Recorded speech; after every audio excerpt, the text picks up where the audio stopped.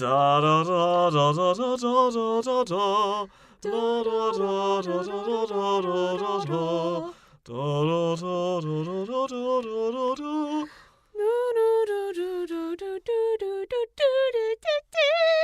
I saved the high notes for you. That was terrible.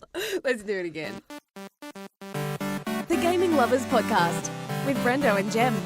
G'day and welcome to The Gaming Lovers episode 35. 35. I am Brendo. I'm Jem. And we are The Gaming Lovers. This is The Gaming Lovers Podcast. The podcast for those who love games. Absolutely. And we are going to be jumping into the world of VR in this episode of the Gaming Lovers Podcast. So strap on your VR goggles for this multi-sensory experience. No, actually, it's just audio. Sorry to mislead you. If we were going to try to make it like a VR experience, we need to get people to wave fans and scented candles near people that are listening like they did in the first ever VR to make it ultra sensory. You're in a garbage dump. Here, smell this. Delicious. We borrowed a friend's VR since we don't have one. Even though we have a PlayStation, we never thought it was quite worth the money just yet. We felt like the technology was still too young, I guess, still very early stages for it to warrant the price tag that it has. So thankfully a good friend of ours brought all of his stuff over and we got to play a few different games and see how long our stomachs could last playing some of those. Before we get to that though, gaming goals! Gaming goals! Well, we have the gaming goals segment, but have you actually played anything this week, dear? I have. I've played lots of Persona dancing. That's been my main gaming this week. I, unfortunately, because it's all on the same console that we have Assassin's Creed Odyssey and Persona dancing, I have been too lazy to go and change discs.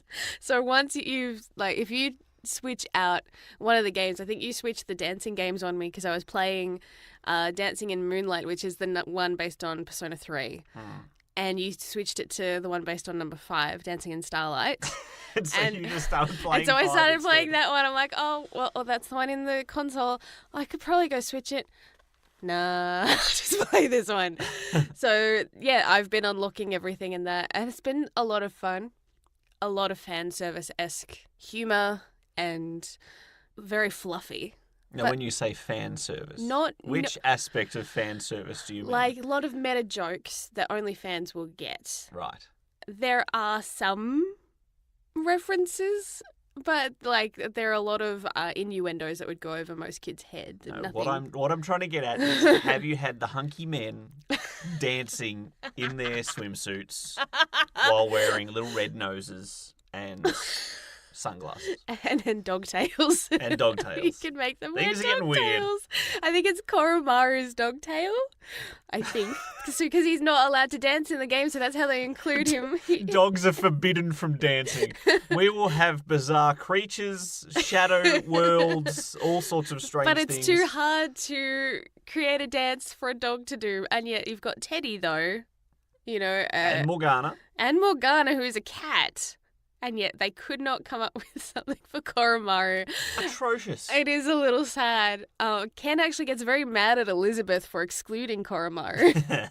So I liked that little interaction. They address it at least. Well, that's what was fun in the Persona 4 and crossover fighting games, is that Ken and Koromaru were like a tandem. You controlled them both. What I have really enjoyed is that the characters will comment on the outfits that you put them in.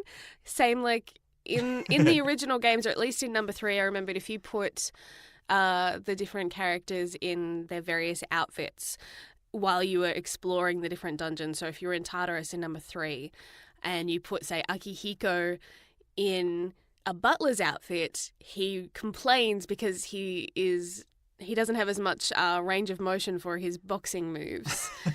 And things like that. And the girls get really embarrassed if you put them in their swimwear, things like that. Well, so they make similar comments about the outfits you put them in the dancing games as well. I won't just throw you under the bus. One of the levels in Persona 4 Golden is set in a sauna, and you can unlock the little tiny towels. I put Yosuke into that tiny towel and to explore the dungeon, and he complained that if he falls over, things are going to be showing, and he is freaking out. So very funny stuff. It is. There's a lot of moments like that, and the thing is, it encourages you to try all the weird costumes, and there are a lot of weird ones in this one, more than I think the original Dancing All Night. But in order to unlock social events with some of the characters, you have to cycle through every single costume and every accessory. So as embarrassing or as mean as you feel by putting them in some of these outfits, you have to if you want to progress the story, small as the story may be, but even so. Mm-hmm. So yeah, it's amusing. Who has the best dance moves that you've seen so far? Oh, Haru is definitely the most accomplished dancer. She's had a background in ballet, so she's got an edge over pretty much everybody. I actually really enjoy watching Igus in Dancing in Moonlight.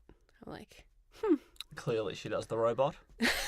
I haven't actually seen her do the robot. She seems to dance more like a contemporary ballet style. Oh, very interesting. Yeah.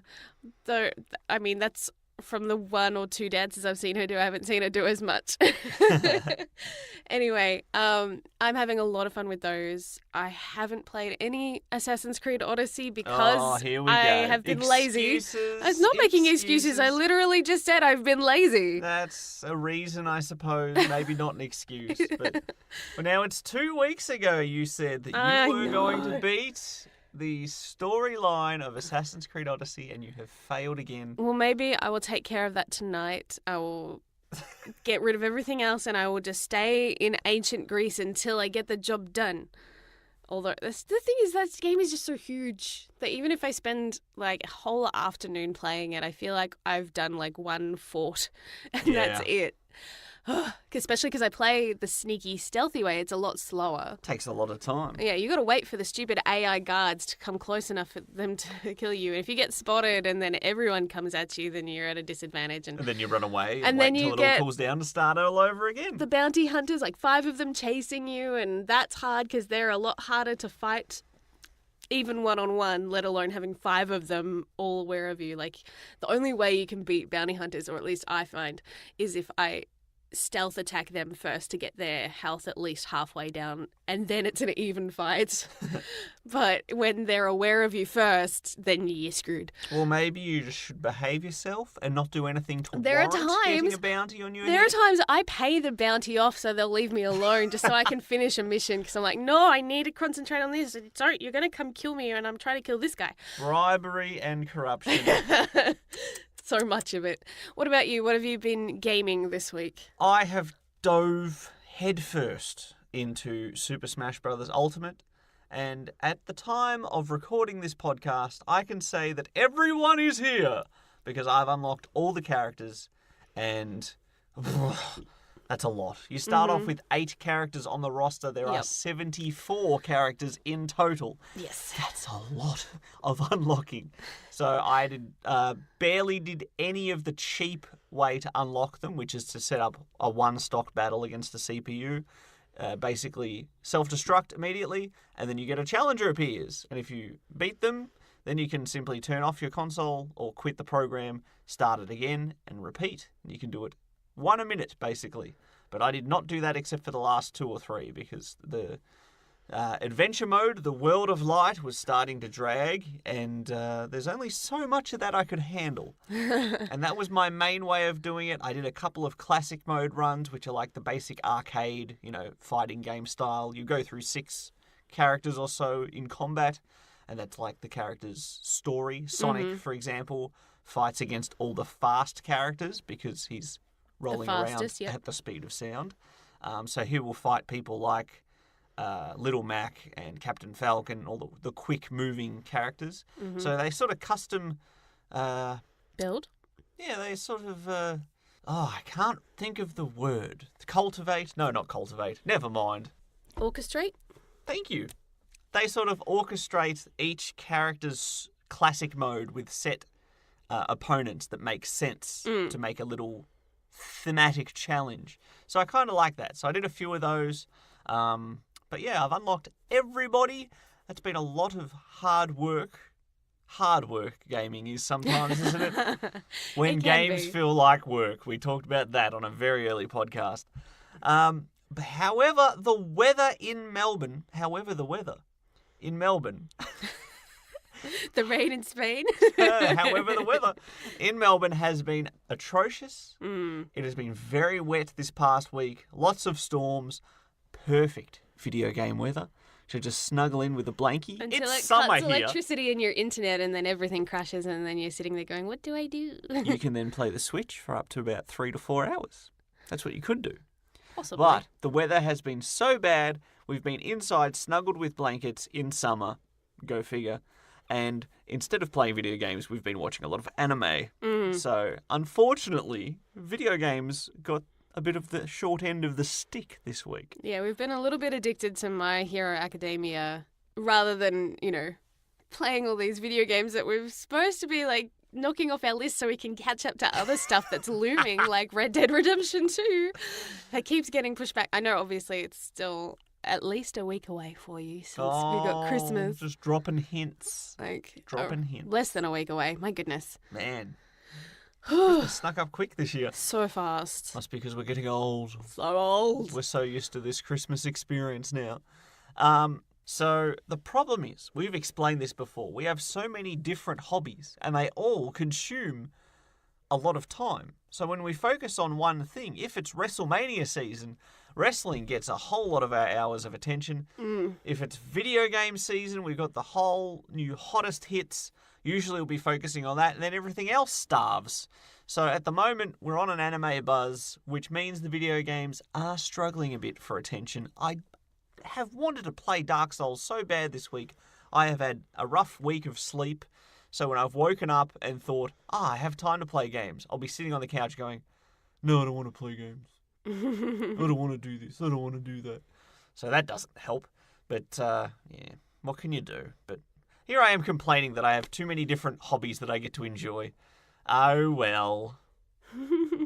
So, apart from Smash Brothers and... Oh, I did actually play one other thing at work.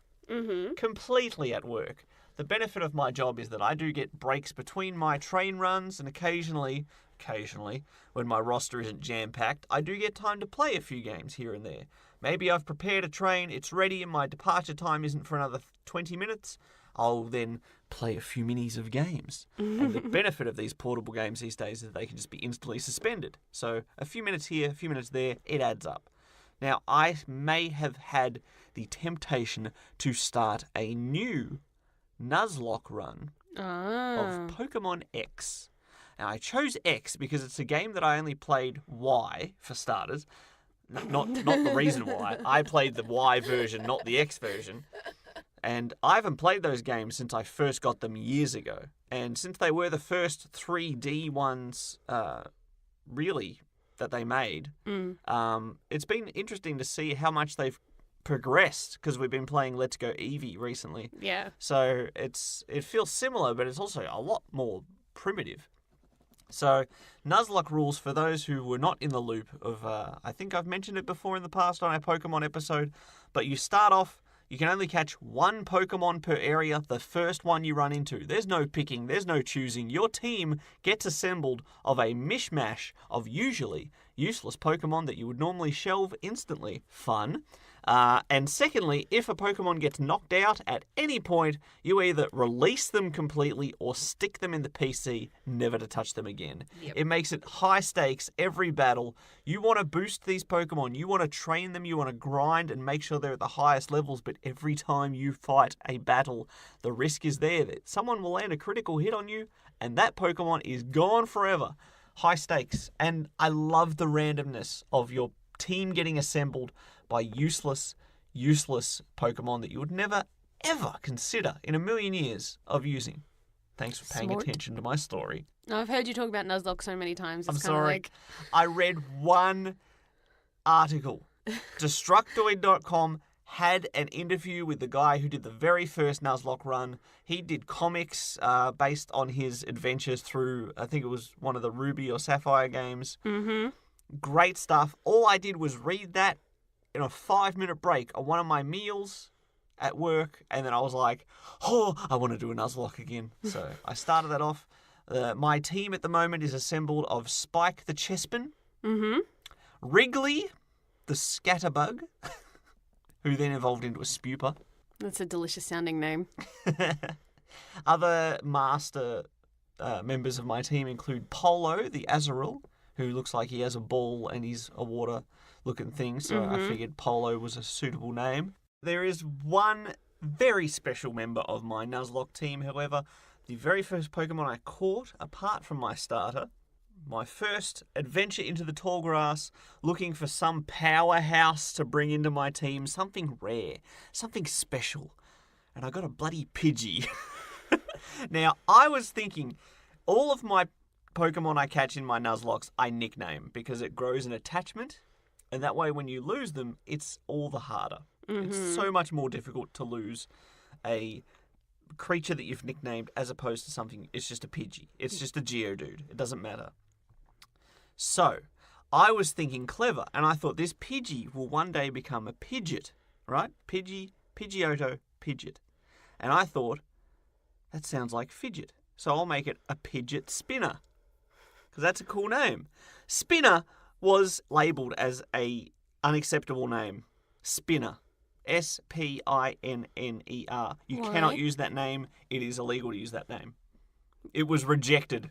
Why? I have no idea. I don't know. I don't think that's a racial slur or anything else. How strange. I'm so curious now. I need to Google it. Urban Dictionary, maybe that'll help me out. But so I ended up calling my Pidgey Fidget, which is still a cool name. Very cute. Fidget the Pidgey. And one day, hopefully, he'll become Fidget the Pidgeot. If you ever have one that's like really small, you should call it Gidget. Gidget the Fidget Pidgeot. But it should be a Pokemon that surfs. So are you going to write up stories to go with it like you did back in the day? You used to almost write like almost fan fiction level novels to go along with your Nuzlocke runs. It captured my imagination, and my imagination ran wild when I did the Heart Gold Nuzlocke run. I did write an entire story documenting it. That's a lot of work, a lot of time eaten into that, and as we've just established, time is at a premium this time of year, and so I probably will not. However, the appeal of doing a simple, hand-drawn, rough-sketched comic may be appealing. Yes. So we'll see how we go. If you draw anything, you've got to post it on social media. Absolutely. But I used to love drawing as a kid and a teenager, and it's just something you don't really do much of in your 30s when life makes you all miserable and sad. Share the love. Like us on Facebook at facebook.com/The Gaming Lovers. Before we get into our VR experience, I have a question for you. What is, in your opinion, the best Super Smash Bros. Ultimate character on the roster? Which atom in your body do you think is the most valuable to life? Kirby. Kirby. Yep. Why Kirby? Because Kirby is the best and can transform into lots of things. Because he survived. And Kirby saved everyone else's butts. Kirby. So my answer is easy. I don't have to think about my answer, but I knew this would really bug you. Well, that's just it. In my entire history on Smash Brothers, where do I place my character select token when I'm choosing a character? You go random. Every time, just about. With the exception of trying out a few of the new characters. If you are trying to beat me, though, and you go to one that you are skilled at, what's the character that you go to? Listen, if I ever actually want to play competitively, do you think I want to share my strategy on the podcast? I use Luigi. No, I don't. Oh, look, I have a lot of success with the close combat fighters. Normally, if I'm playing Smash Brothers, I want to get in close and beat your face in with my fists. Mm-hmm. None of this fireballs, none of this ray gun rubbish. I'm up in your grill, throwing boots, headbutting, using elbows, whatever. Which is why I choose characters that have more ranged attacks so I can stay away from your powerful swings. who've got each other figured out. That's why, like, whenever we play against each other, it goes back and forth so much. Mm-hmm. It's like, this person wins, this person... Like, it's so hard. It always ends up coming down to a rubber match. So, that said, if we ever played against people that were, like, pro level, we'd get our butts kicked. Yeah, I have not been at a competitive level since Smash Brothers Melee. Now, when that was out and I was at my peak, I reckon I could try and take just about anybody. I was the top, well, the co-top of our pile of friends, myself and my good buddy the Falcon. Mm-hmm. Now, we were playing back then primarily as Falco and Captain Falcon for me and Fox for him. Mm-hmm. And we were nearly unstoppable. We had some epic rivalries. We would do 4-player matches against our buddies. We'd immediately target the other 2, knock them out as quickly as possible, and then have this great epic showdown, me versus him. It happened more often than not, so sorry, boys. But Do you think if you had known as a teenager, still in high school, that you could have gotten a career out of just playing video games like that? man, Do you think you would have stuck with it? not even just in high school. I remember how excited I was post-high school for playing when a new Dead or Alive or a Soul Calibur game would come out. Fighting games, I loved them so much, but I had 1, maybe 2 people to play with. Because even then, I didn't have good enough internet to play online, so I was stuck with whoever was in my household. I'd beat the tar out of my younger sister in those games because she couldn't keep up. I'd play against the Falcon, and that was the only real friend that I had who would play fighting games. You didn't know me. Well, you knew me, but we were not friends then. Oh, certainly not. I would have enjoyed beating the tar out of you as well. You know, you would have cried when I beat you because you know how you I are wasn't when I talking beat about you a fighting again. I'm sorry, when it came to real life physical assaults, I still think I beat you. Just to clarify, there's no spousal abuse that happens in this relationship. No, all the abuse happened before we were ever dating. We got it out of our system. I was, confession time, I was quite a aggressive teenager, I guess. That's how we met. Have we brat. shared that story? I feel like we have. In high school, my sister, just to recap, I went to, I guess, scab, was that the term? Scab money or food off my sister. Sounds so gross. At lunch. I know, right? And in order to receive said payment or food, I had to go and quote unquote kick that boy in the shins over there. So I did, because I was an obedient little sister, and I had no problems with kicking a complete stranger in the shins. Hey, if it's for chips, you'll do anything. Yeah, hot chips. Not potato plain chips that are in the foil bags, but like hot chips. And like we mean chips like fat with actual potato and not fries that are just oil and that's it. Holy dooly, we are well off topic at the moment. No, I know. But like for years, right, you and I, almost any time we were close enough, we would turn into these little mini brawls or just throwing like chalk dusters at each other and stuff. It was an interesting start to our friendship. But my long plan worked. It was all part of the plan. 100%. Oh boy. Well, back to your question, Smash Brothers characters. Yes. When the first Smash Brothers game came out on the Nintendo 64, I would have to say Pikachu or Mario were probably my main 2. Link was in there as well. Limited roster, but then you unlocked 4 extras: Jigglypuff, Ness, Luigi, and Captain Falcon. I had no idea who Ness was, who Captain Falcon was. This makes me sound terrible. I didn't even know who Samus was at the time because I didn't have Nintendo consoles prior to the Nintendo 64. I hadn't played a Metroid game. Yep. And so many people didn't know that Samus was a girl until they changed outfits. something that may be remedied during my 4 in Feb challenge, which is sneaking up. It's only a little over a month away, where I try and target 4 games from my backlog and beat them in the span of 4 weeks, which just so happens to be how long February is. A Metroid game might be in there, but I've never, to this day, played a Metroid game properly. Me either, I guess. How offensive to every fibre of my gaming lover being is that. So I liked Captain Falcon after that. And then when Melee came out, Captain Falcon was another one of my go-tos. And because the Falcon, my buddy, the Falcon, kept choosing Fox, I figured who better to beat him with than basically the clone character of Falco. And I got good enough with Falco that I could beat him and that we could have a back-and-forth rivalry. I stuck with those two when Brawl came out. And then the amount of characters expanded so much in the next game on the Wii, especially with the DLC characters, which I never got the DLC for. So the fact that those characters are all in Ultimate, half the roster I've never used before. Yeah. So it's going to take me a little while to actually get my head around them.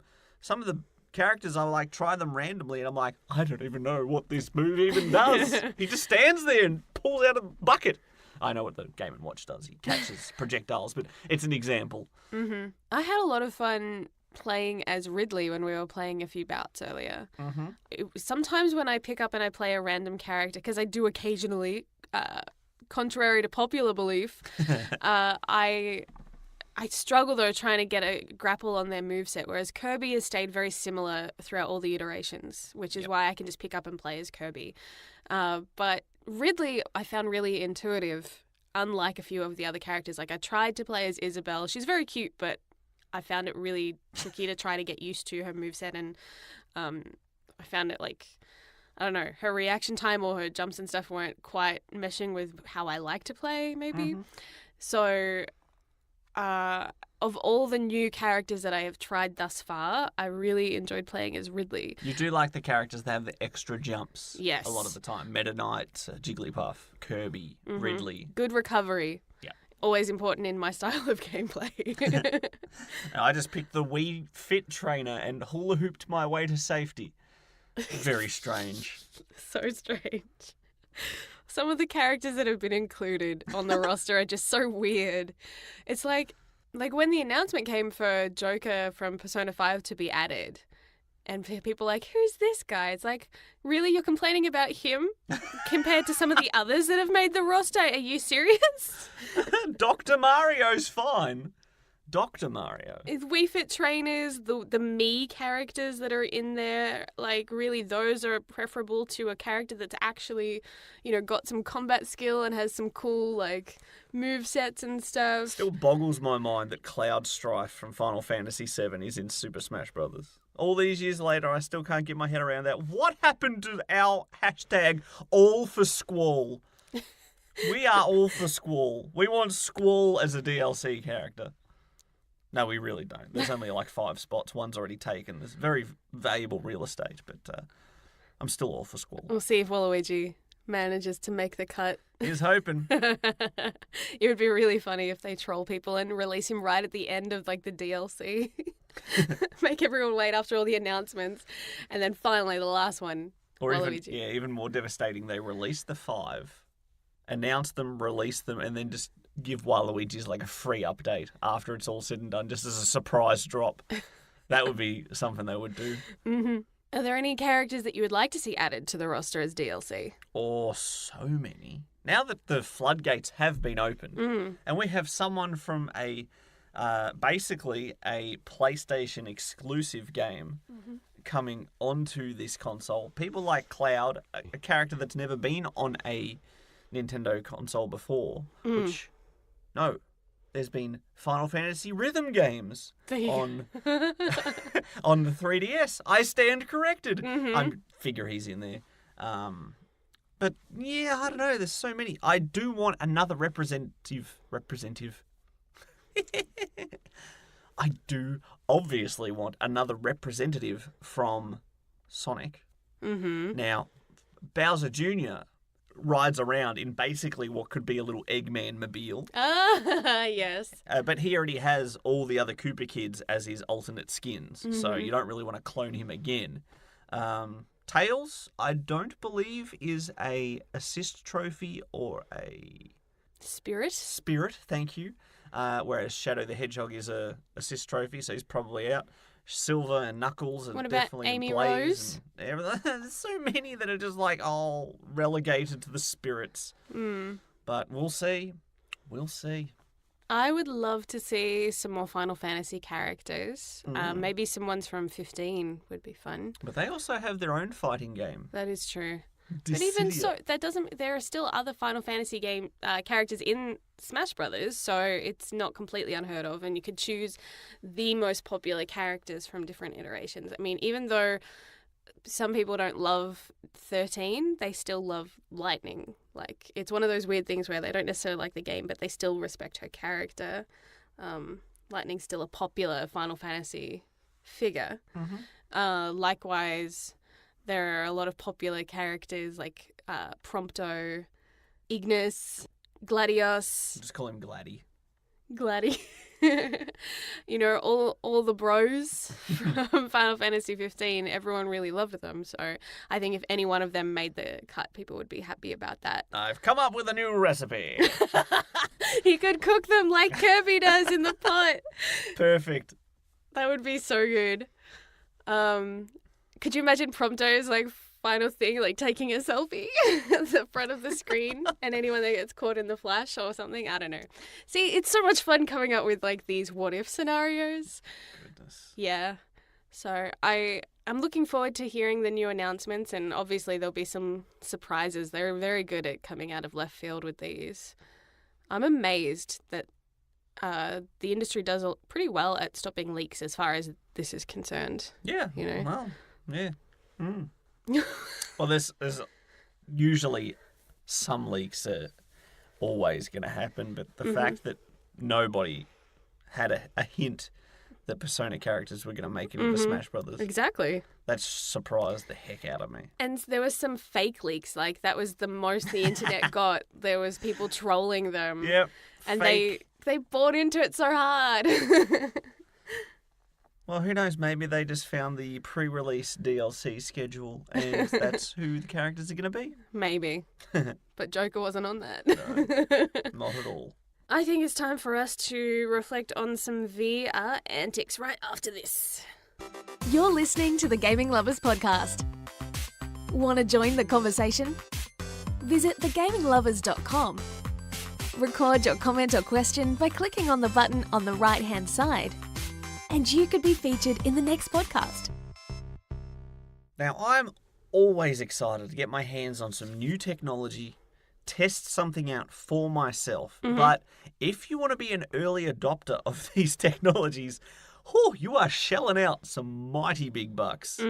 Now, with the PlayStation VR, I believe that's about 2 years old at this point, and I still had yet to have a chance to try it until this past week. Yeah, the closest we've ever really come to VR in recent history is actually going to zero latency, which I think has branches all over the world. They take a warehouse and they fit it out so you can literally walk through a space, which really helps with the nausea aspects of virtual reality. Yep. And you can do zombie games. There's one that's very Mass Effect-y, set in space fighting against evil AIs. And another one that just completely messes with your head, which has you walking upside down in some areas and things like that, which is a lot of fun for those, like if you have friends coming with you who aren't necessarily good at the shooter stuff, you can take them and they can just enjoy the experience with you. Puzzle, platformy sort of game. You go stand on that switch, which will move this platform so I can then get across to the thing. Yeah. We had a lot of fun with our group of friends. We did that for my birthday a couple of years ago, and we did the dance of our people because we discovered that like when we crouched, we could see people like bobbing, and it just looked so funny. And then we had a friend of ours that wasn't playing but was filming us from the corner, and they just see this circle of us like doing this weird bobbing dance with all our headgear and stuff. Just on. 7 people just bobbing in an empty warehouse in silence and laughter. Yeah. What doesn't sound like a good time about that? So I wonder sometimes like if that is a path that virtual reality and maybe even like holographic gaming might come down like in the next decade or two, where people have a dedicated space to play in, to watch movies even in, where the characters are moving around you so you feel immersed in it. You know, to me that feels like it could be a possibility. In the meantime, we just have the headsets that sometimes give you a bit of a headache. Yeah. Virtual reality seems like it's been within grasp for like 2 decades at this point. It's always been like, oh, it's the next thing. It's going to be, it's almost here. Yeah. It's almost here. And the best that we probably had before the PSVR came out, you know, PC formats had things like the Oculus Rift. Yep. I think it was called the Hive. There's a couple of other ones. But you needed a meaty PC to run that. And again, very prohibitively expensive. And unless you were the dean from Community and you got one that ran on slightly less impressive hardware, the graphics you were going to experience, you needed the super duper computer to run it. Worlds within worlds. And Jesus wept. That episode is so funny. Oh my goodness. Sorry. I do love those contraptions though, where they're like have the thing around them so it holds you up so you can run in place like a little treadmill. I think even Daria had that. Like that's how old some of this technology really is, and it has been around for a long time, where they would have the treadmills and you'd get locked in a little circle to kind of keep you upright. But yeah, very, very basic graphics back then. Like, it makes Banjo-Kazooie look high def. Let's put it that way. Excuse me, I'll take offense to that. Banjo-Kazooie is high def because it got a Compared to HD those. remake on the Xbox 360. Thank you very much. Original Banjo-Kazooie. Okay. There you go. Is that better? Oof. You still stung me deep. So the PSVR is probably the first edition of virtual reality technology that is in your living room. Here's everything you need. It sounds strange to say relatively cheaply because it still costs up to $500 to get everything you need to run it. In addition to the cost of having the console. Yep. And then the games. And then the games. So, yeah, you can see why it's taken us so long to get around to trying this. Yep. Just to recap, you would need a PlayStation 4, the PSVR headset itself. You require a PlayStation camera for it to track your head movements. And if you want the best experience, you will also want PS Move controllers, which are the little, almost Wiimote-sized controllers with the little ping-pong balls on top of different colours so that it can track your hand movements. You have buttons in the right spot so you can actually pretend you're picking up and putting down items. That's a lot of gear, a lot of gadgets to try this out. Now, as we said before, we had a friend who was gracious enough to bring all of his kit across in a gigantic little briefcase, basically, filled with goodies. And he had a few games. We had the demo disc that came with it. And in recent months, PS Plus members have had the opportunity to get free PS VR games as well. Now, that's handy because if you're like me, if something's on those free subscription things, you add it to your library whether you're going to play it or not. Because you never know, in 3, 6, 9 months' time, you might see a review or an article about something and say, oh, that game actually sounds interesting. Oh, it was on PS Plus. Oh, I've added it to my library. I have it for nothing. Perfect. And I did that with quite a few PSVR games as well. Yep. Interestingly, the Persona dancing games are VR. Or at least have a function, because there's when you hit a certain level in the social interactions, you can look in people's rooms and use the head movement to like look around. There are little like cards that are hidden in each room that you have to find as kind of like an added mini game, basically. I love your actual head movements. No one else saw it because it's an audio podcast. You looked like a baby that is just learning how to use their head. Just like, oh, I can tilt back. Oh, I can turn. Oh, this is incredible. Oh, I'm falling off my chair. Yes. I was trying to like when you put the VR headset, you do that whole like range of motion. Wow, I can turn. Yeah, it's amazing. Very strange. Yes. So I found that weird when I saw the game when we'd bought it, and it had that little bar saying VR compatible. I'm like, how is that? What's the point in a rhythm game? But yeah, they've got like one tiny little gimmick mini game in the interactions that they've shoehorned that in just so that they can say that there's VR attached to it. Now, we didn't actually think to try the dancing games with the VR headset no. because that sort of slipped our mind at the time. Yeah. There may also be a viewer where you can watch the AI dance through the routine of the song without the inputs actually on the screen. So that's a maybe. I'm not sure. Possible. Our friend did mention he likes to watch a lot of movies with the headsets on because you've got the surround with the sound with the headphones and you feel very immersed. The problem is, like, when we were playing, I felt very cut off and vulnerable. Like, all my senses, for the most part, were overwhelmed by the VR that, like, had someone snuck up on me, I would have no clue. It would have freaked me out. So I couldn't imagine sitting there watching a movie and being surprised, like, I'd have a heart attack. Now, before we get to that, we will talk about the actual headset itself in a second. But actually hooking up all of that gear that I just mentioned before, I'm no stranger to technology. I know where a HDMI input goes, and I know what an RCA plug is, and I know what this is, I know what that is. I had to read through that darn manual 3 times to get the stupid connections right, because instead of just having the HDMI into the PlayStation, it goes into the VR box, and then you have one that goes from the VR box to the PlayStation. Then you have a USB from the PlayStation to the box, and then you have a cord that goes from the box to the headset, and you got all this sort of, oh my goodness me. That was confusing, for starters. But we got it. We figured it out. Now, how did you find the comfort of the actual headset itself?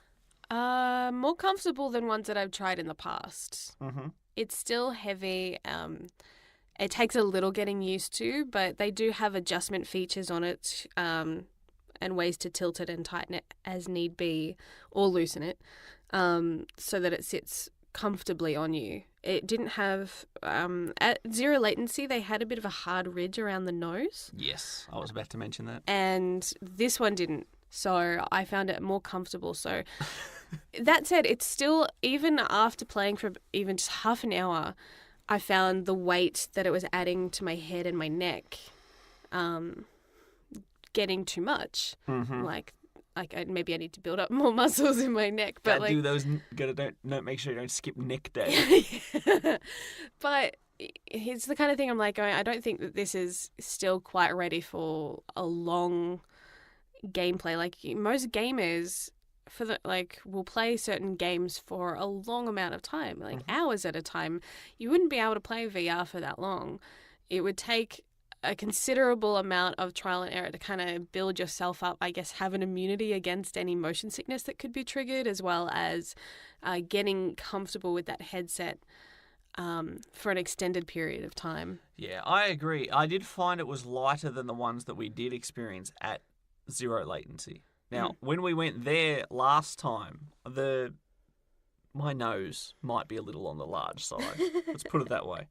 And the goggle set that sits on the nose, for it to focus, I had to have it in nice and tight. Now, whether that was just my eyes or if that's just where it's supposed to sit in relation to your eyes, I needed it in tight, which meant it was digging into the bridge of my nose. I had a mark on there for 2 days afterwards. Yeah, I remember. Slightly embarrassing because it's right between your eyes. Everyone's looking at it. Everyone knows it's like there. A bullseye. There's no hiding that. Yep. Now, the PSVR, I didn't have that issue. It didn't sit uncomfortably on my face. It felt enclosed enough that no light was getting in where I didn't want it to. Yeah. But it wasn't so suffocating around my eyes, the orbital bones or anything like that, across the bridge of my nose. It definitely felt a lot more comfortable. Yeah, I would agree with that. The thing, I mean, I think it's designed obviously to be darkened so that we can focus on the games. But like I said before, it's one of the things that kind of freaked me out a little bit was how cut off I felt. Like you were sitting right next to me. I could barely hear you once the headphones were on. And so anytime I got nudged or someone would try to hand me the controller or fix something externally, I would almost be like very jumpy, going, "What's happening? What are you doing?" Ah. So even though I was completely safe in my own home, but like, you know, as soon as you have something like that cut off, it's amazing how quickly you freak out. Yeah, once you add in, because we have the wireless PlayStation surround sound headphones, that coupled with the visor over your eyes, whether there's sound playing or not, you are enclosed in that. You can't hear much. It's muffled even when no audio is playing because they're the enclosed headphones, and your visor's done. So like you said, you feel cut off, which is great for when you're playing the game and immersive and stuff. But as soon as the screen cuts to black and the sound cuts out because it's at a loading screen or something, you feel like you've just gone into an abyss and you're just like, ooh, where, ooh, what's happening? Yeah, bit spooky. Yeah, for sure. And yeah, the combination of the headset and the headphones, that's a lot of pressure on your actual head. I don't know exactly which VR headsets they use at zero latency. It may change based on their location around the world, whether they use the Oculus Rift or the Vive. I think I called it the Hive earlier, the HTC Vive. I think I combined the two into the Hive. How embarrassing. And I call myself a gaming lover. But overall, I could endure it relatively well. Like, it wasn't seriously uncomfortable for me. I could endure it more than I think you could, and tried my best to endure a lot more than just that.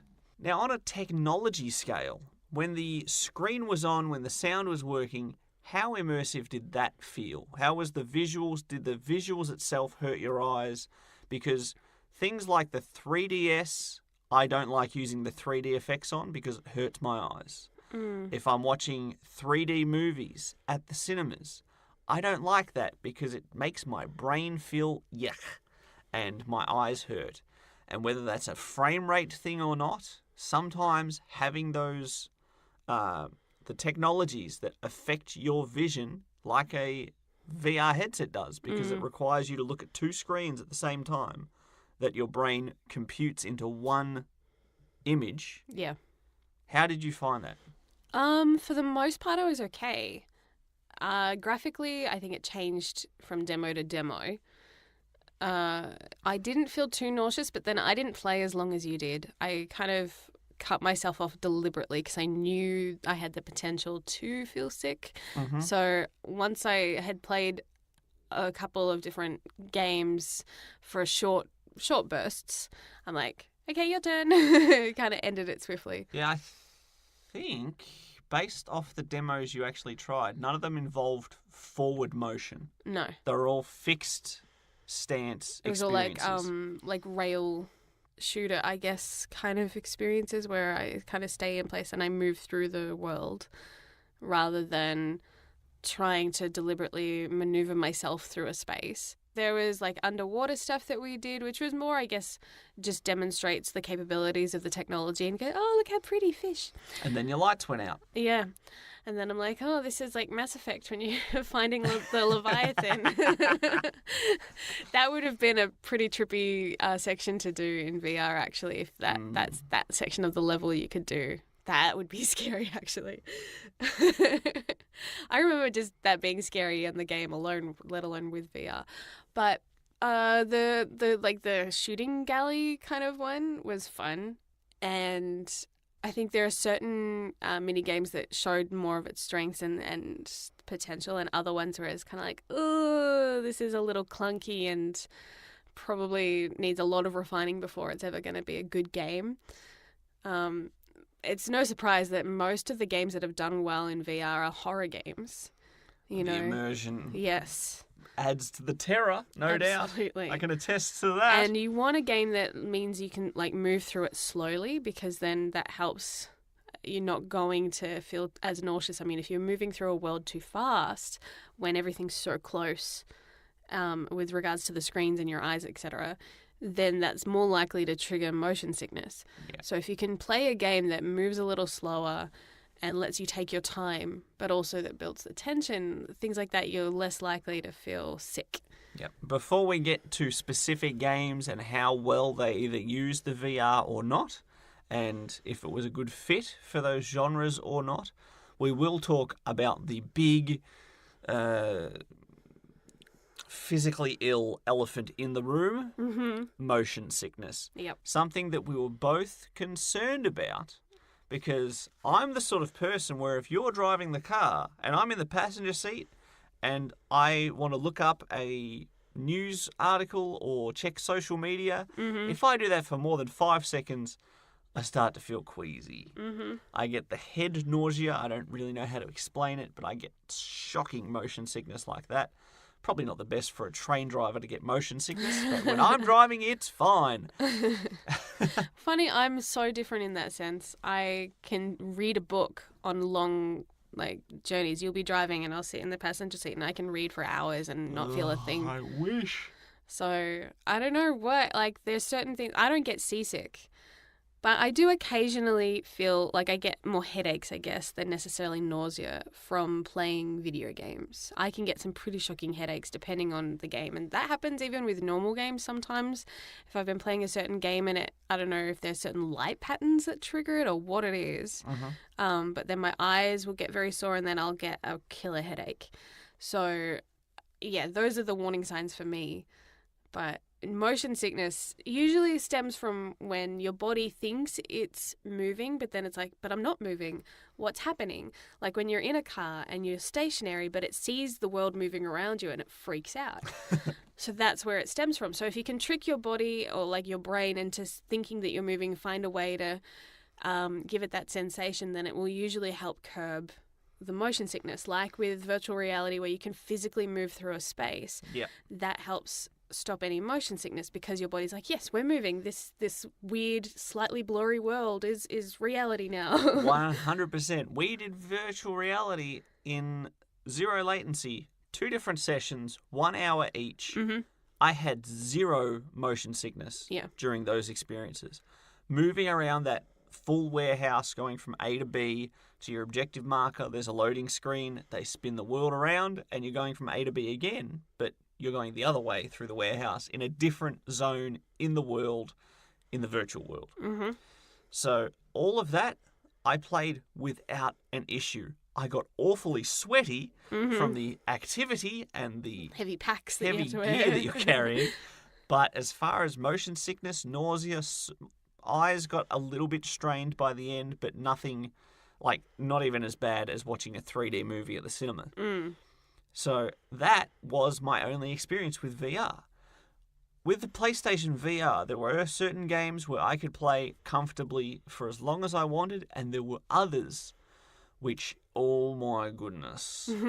How would you describe the state that I ended up in by the end of that experience? Catatonic seems a little too extreme. You were lying down, kind of just prone, a little pale and sweaty, clammy. Yes, clammy. A lot of those typical symptoms of nausea kind of, I'm like, oh, please don't throw up. But thankfully it passed eventually. It just took some time for your body to recover and get back to normal. But it's never a fun thing to feel that and have that triggered. I don't think anyone enjoys feeling like they're going to throw up. Yeah. And like we said when you were explaining your experience with it, the stationary games, if we were playing that deep sea exploration, not a problem because you're stationary, you just look around. Easy peasy. Yep. The demo for the London heist we did, which is the shooting gallery with the gun, I loved that. But again, you're stationary, not a problem. The games that I tried that involved me using a controller to move and look around, that's where we ran into some issues with nausea. Now, the games I was trying, the first-person games, horror games. I was trying Here They Lie, the Resident Evil 7 demo, things like that. VR horror games is something that I've always been curious about, but too scared to try. Not all. Like we said, we didn't have the opportunity, but I was very curious. I've always loved horror games. First-person horror games can be absolutely terrifying, play a first-person horror game where you actually control exactly where you look around based off your head movements. You can want to peek over your shoulder, you can peek over your shoulder. You want to peek around a corner, you can do it just by tilting your head. Perfect. That would add so much tension, but I was always worried that motion sickness would ruin it, because we do like to get immersed in those games for hours on end. For sure. And if I can only play a game for 10 minutes, I'm not going to get as immersed in that game. If I have to start, play for 10 minutes, and stop and quit, I lose that momentum of the experience and I get taken out of the world. Yeah. Here They Lie is a first-person game in an environment. There's almost nothing going on at the whole first area because there's so few actual creatures that I had a little bit of tension at first going, oh my gosh, here we go. Woo! First-person horror game. Here we go. I'm so sweaty. And then nothing happens. But then nothing happens, so I calm down. My brain gets into logical, okay, if I was the game creator, would I trigger a jump scare here? Yes. Oh, there was. Perfect. That's exactly where I would have put one. Not a problem. That sort of thing helps keep me calm and rational. Then we got a little bit further in. There were actual things that actually made me freak out a little bit. But I wanted to keep going and try to push the limits. You don't know where your limit is until you've found your limit. Yep, until you push past it. So after maybe even as little as 10 minutes of playing this first-person VR horror game, I was starting to feel a little off. And I mentioned this to you out loud. I couldn't hear what you were saying back to me, but I was letting you know. Oh, yeah, I'm starting to feel a little off, a little crooked, a little uncomfortable. But I'm going to keep going and see, maybe it'll pass. Maybe I just got to get used to this style. It did not pass. It got much worse, and it was quite atrocious by the end because I just kept pushing myself beyond my limits. I played for about another 15 minutes after the motion sickness kicked in, and by the end of that 25-minute session, I said, that's it, I have to pull the plug here, or I'm going to throw up. Yeah, it's such a shame. And that one, we looked up afterwards, is a bit notorious for triggering motion sickness in a lot of people. Thankfully, there are some horror games in that genre in the VR world that are a little better. Things that we didn't get around to trying, unfortunately, but maybe one day. Yeah, but apparently those sort of games are notorious for causing that. And it's hilarious reading people's suggestions on how to counter the motion sickness. One guy says he has to basically run on the spot on his tippy toes.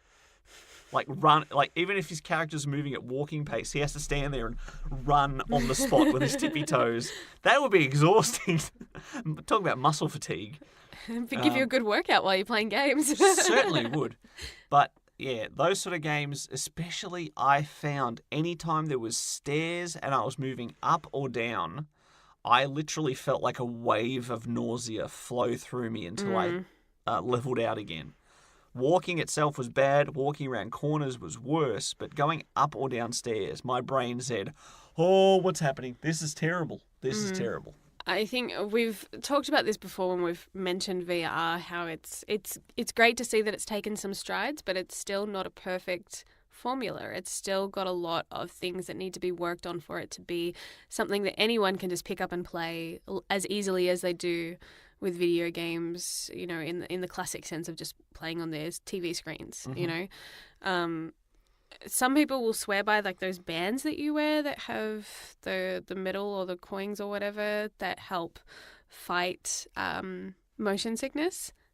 But that doesn't work for everybody. Like, everyone has different things that work for them.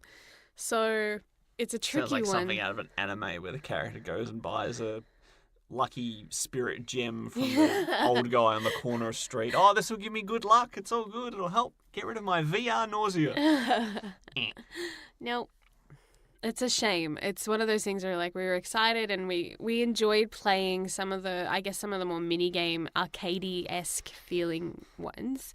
We enjoyed them quite a bit. But again, we wouldn't have been able to play them for as long as we can play pretty much anything else. While I like VR, I think that there's a couple of things that would stop me from even now buying it the price. Yeah. It's Even still with too the expensive. Christmas sales going on at the moment where they're slashing 3 figures off the price, it's still far too much for what it is. So hopefully it will come down drastically as it starts to become more commonplace. But also, I would love to them to find a way to make that formula work in a way that doesn't make people sick, which I know is a lot to ask, and that they are trying that.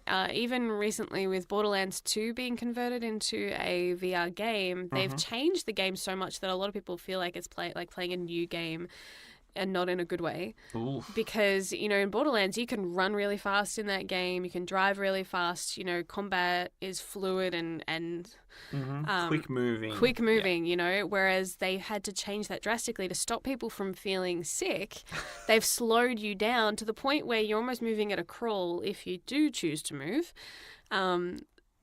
Which seems very dangerous on Pandora to not be able to move fast, where all your enemies are fast moving. So they've said that, unfortunately, a lot of the reviews that have come out with the VR version of Borderlands have said that they've kind of neutered the game for the sake of this gimmick, which is such a shame. Yeah. I still think it has a bit of promise, and I think that there's a lot to work out, and I'm sure that developers are still nutting out all those things as they do.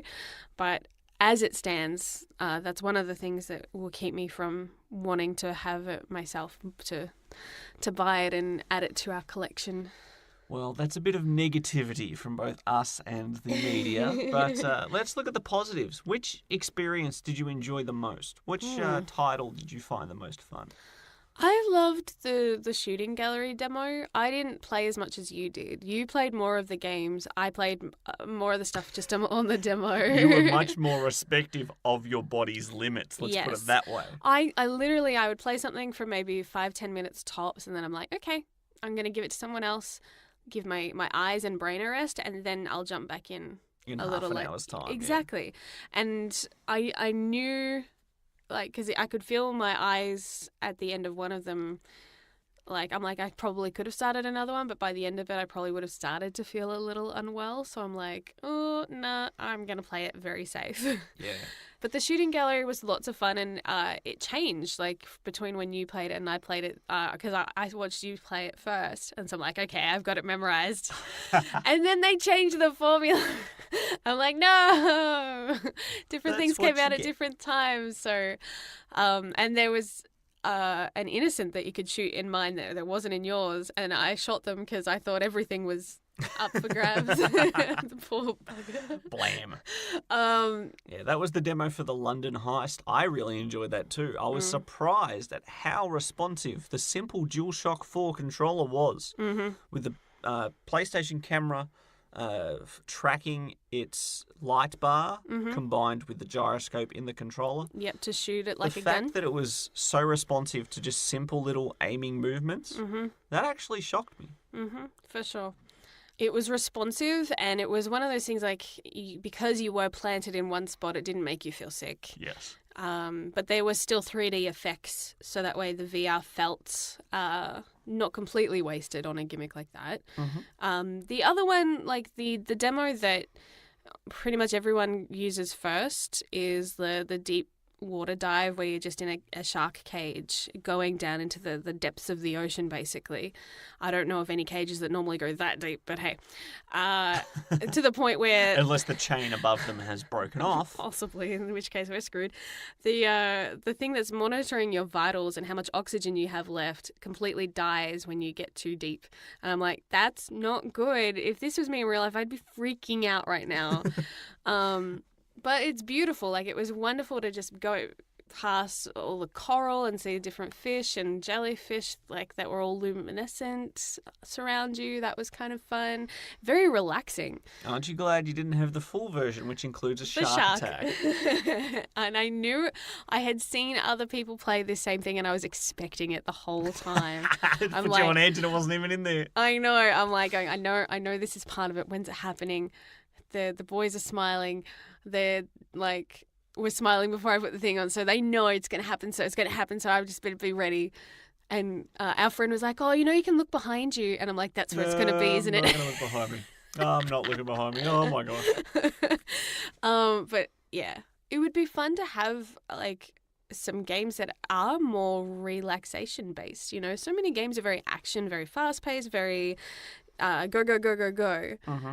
So to have games that are there to kind of help you relax and chill would be a really cool, almost new genre for gaming. I think one that hasn't been tapped into. Might be hard to strike that balance though, because as we've explained, even with the relaxing stuff, even the things that aren't moving or action based, it's still a strain on your body to experience this VR. So True. Unfortunately, maybe the benefits you'd get mentally of relaxing in a VR environment would be offset by the actual strain on your eyes and your brain trying to process these images. That's true. So it's hard to say if it would work or not. Well, hopefully they can work on that technology so it isn't such a strain to our eyes and to our body on the various different levels. I don't know. I'm not sure how all of that works. Like, I understand the basics, but I don't know how all of it works entirely. So I'm hoping that there are ways that they can improve that. And, you know, a lot of it comes down to trial and error.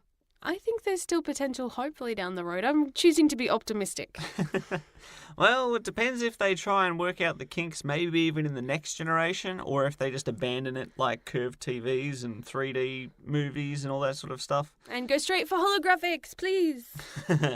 I want to have an Omni tool, like in Mass Effect, where things pop out and it's like the holographic things. See, it's very Star Wars too. So, and we know we have the technology, so why aren't we using that? I mean, Hatsune Miku can perform on David Letterman, so why not? Elvis and Celine Dion can have duets. Why can't we have holographic video games? Man, that would be expensive. Oh, yes. Now, my highlight of the entire PSVR experience, unfortunately, horror games did not work well for me. Now, that throws a spanner in the works because the whole reason I haven't played Resident Evil 7 yet was because I wanted to see if I could handle the VR. And if I did, I figured that would be the peak way to experience that game. Yeah. You can only play a game for the first time once. Yeah. And that's where it gets its greatest impact from either a story beat, the tension you feel in the action sequences, all that sort of stuff. It'd be a scary game that would actually make you throw up, but not because of all the blood and gore and scariness. Oh, smell-o-vision. So, well, I might have to rejig my plans for actually getting around to Resident Evil 7, but we'll talk about that another time. The game that I had the best time with, and we mentioned it on our episode last week, talking about the Game Awards, Astrobot Rescue Mission. Which won Best VR Game for 2018. It did. Now, I thought, well, how good can a platformer be in VR? How ridiculous. Boy. If there was one game that I was going to buy a VR headset for, it'd probably be that game. It's a game where you play as the little Astrobot who features in such things as the Playroom. Those little bots that you can throw out of your controller in the Playroom and suck back in like a vacuum cleaner along with a giant rubber ducky. Which our nephew loves. They feature in a very cute, very Mario-esque style platform game where you've got one that survives and has to go rescue all of his brothers and sisters from being kidnapped. Now, if you imagine a normal 3D platformer like any of your recent Super Mario games or a Spyro the Dragon, how the camera follows the protagonist, you are the camera, and you therefore can look up, down, all around. And because I had the surround sound headphones on, and you have to find and save these little robots in these missions, I'll be walking through a cave and suddenly stop and go, wait a second, I can hear him above me to the right, behind me. What's going on? And I'll turn my head and look, and there he is, up in the roof. And I'm like, oh, okay, how do I get him down? And it was just those sort of magical moments. It was magical. I had such a fun time playing that because it was just like, oh, this is fun. Oh, hello, what are you doing up there? Come here, little fella. And you're using different gadgets and things and using grappling hooks and moving them around so the little dude can get like a higher reach to pick up coins and stuff.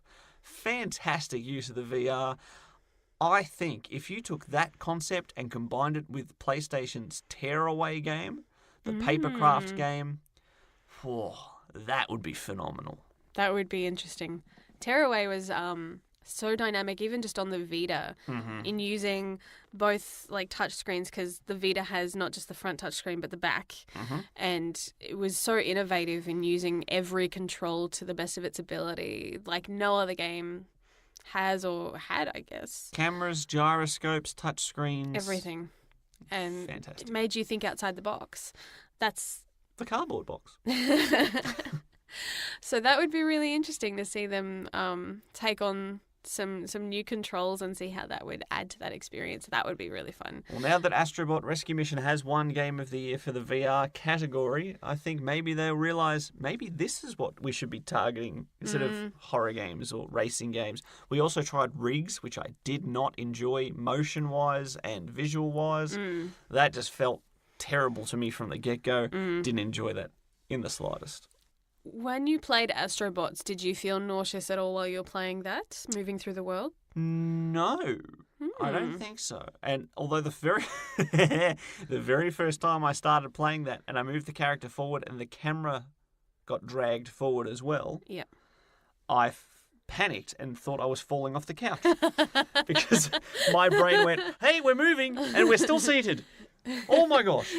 So it was just a slight moment of, what the heck is happening? Okay, I understand now. I understand how this game works. Do you ever have that feeling when you're in the car wash and the things like the machines moving past you and you feel like your car's driving forward or going in reverse, but you're in stationary? I always have that moment of panic every time that I'm like, I'm moving. Oh, wait, no. Things are moving around me. The next generation of VR games. Car wash. Extreme. Oh my goodness. Well, thankfully there are some highlights. There are some games, and there's probably a bunch that we haven't had the chance to play. Oh, of because course. obviously we borrowed it for like an hour or two. If you check out on the PlayStation Store under the PSVR category, there are probably hundreds of games there. Now, a lot of that I would imagine would be shovelware, but there might be some gems. Hidden gems. You love when I use that term on this podcast, don't you, gems? If you have the VR, we'd love to hear your thoughts on what your favourite games are, if you have any issues with it, or if you think that it deserves more love than it gets. Send us a message at thegaminglovers.com or hit us up on social media. I'm intrigued. And if there's things that you think we should try, like new games on any platform, whether it's PC, consoles, mobile, VR, we're always looking for new things to try and challenge ourselves with. Or doing little runs on your tippy toes. If you recommend that, then by all means, please suggest it. Yes, we would like to see video evidence. Please and thank you. Well, with that, we have some gaming goals to get to. The last few games we're going to play before Christmas. Now, what? Oh my goodness, we are awfully close to Christmas, aren't we? Super, super, super close. So, we really should be getting on these gaming goals, but with social obligations, I've still got... My work does not close down, obviously, being a train driver over Christmas. A lot of people look forward to their end-of-year holidays, and I just look forward to going to work. And not getting to go to barbecues and get-togethers. Hey, sometimes you don't necessarily want to go to said barbecues or get-togethers, but... Sorry, I'm working that day. Shocking hours. It's a shame, really. I'd love to see you. Oh, it has its perks. Yes. It's tricky because we're hosting Christmas at our house. And so we usually, that's a good thing in some ways because we can kind of dictate slightly the entertainment. So we bring out a lot of video games, party ones especially, that we've been saving up. Jackbox! Yes. There will be a lot of Nintendo Switch this year, especially since Smash Brothers allows for, 8 players, local multiplayer? Yeah, boy. If only somebody had actually unlocked all the characters. Oh, wait, I did! There you go. I'm not sure when the DLC hits. I think that's next year, right? Yeah. I want Joker. He won't be for a while. I know, but still, I want Joker. You realise that now we actually are hosting Christmas, that means more cleaning hours, more preparation, more shopping. That's less gaming, less gaming, less gaming. That's all I'm hearing from this list. So what are your gaming goals between now and Christmas? To survive. And not use any continues. Probably do a bit more dancing. I haven't unlocked everything as yet. I've been doing a little bit of trophy hunting amongst those games. So I'm always happy to see my gamer score go up on the PlayStation. With new games like this, it's like easy to get like a bunch of trophies at once. If you had to focus specifically on one, would you focus on Persona 3 Dancing in Moonlight or Persona 5 Dancing in Starlight? I'm probably closer to memorizing some of the songs on Dancing in Starlight. So maybe I'd focus on finishing that first. And that way I can then go back to 3 and memorize. Because that's kind of the only way I can handle the harder levels is like I will literally play one song about 10 times in a row until I've got it memorized. And then I can handle the harder difficulties. So that's probably my best method, because if I keep jumping between the two, I'm going to confuse myself and forget like the patterns and everything of each one. So yeah, that's what I'll do. I would love to at least put a little dent in Assassin's Creed Odyssey. Poor Cassandra has been very neglected ever since Persona came on the scene and Smash Brothers. Undoubtedly, I will be playing some games against you, probably some Smash Bros, now that all the characters are unlocked. And that's about it. I'm trying to behave. I'm trying to figure out what to save as far as this Christmas season goes, and yeah. What? Never mind. What are you gonna do? That came out very from Persona 5. That's her name. I know. It's just how is that supposed to be spelled? A-double-N. But Arn. Yeah, there's different pronunciations. It's like Anna from Frozen. Everyone calls her Anna. It's Anna. She literally says it so many times throughout the movie. Anyway, what are you going to be playing? Well, I've done my target of unlocking everybody in Smash Brothers, which means the pressure's off and I can just relax and enjoy that for competitive matches against yourself or to train with the new characters that I have no idea what their specials even are. What the heck does an Inkling's paint gun even do? I don't understand. It paints things. Yes, but how is that helpful? I need to learn these things. It makes it colourful and pretty. That's why it's helpful. I'm sure there's more to it than that. There always is in Smash Brothers. Yes. I'm going to have to probably focus on a single game, and the fact that I am wanting to play Dark Souls 2 and wanting to play Yakuza 0, and I don't have time for both. I barely have time for either, so I'll probably throw my eggs into the Yakuza basket and have Japanese chickens. Will it be like KFC chickens? Because that's what they have at Christmas time. No, you laugh, but you can do a real estate mini game where you run a real estate agency. You can hire people to be your agents and to go out and secure properties, and you can unlock a chicken to be one of your agents. So don't laugh at me, laugh at Japan. How? By winning the friendship of the chick at the bowling alley. But how does a chicken run? How do they become an agent? Like, Jem, it was the 1980s in Japan. It was a different time. Okay. Yes, that explains everything. Perfect. I think that's a wrap for this week's episode of The Gaming Lovers.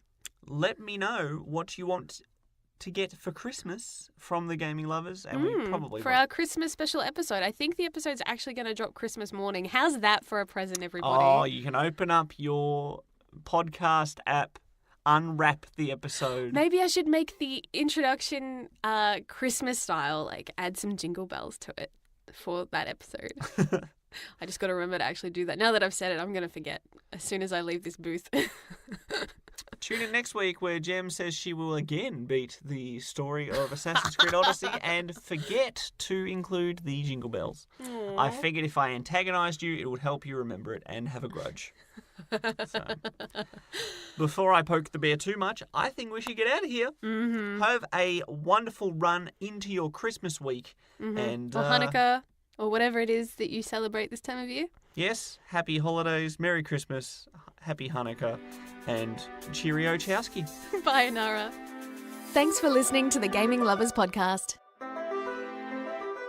For more episodes or to watch some live stream gaming, visit thegaminglovers.com.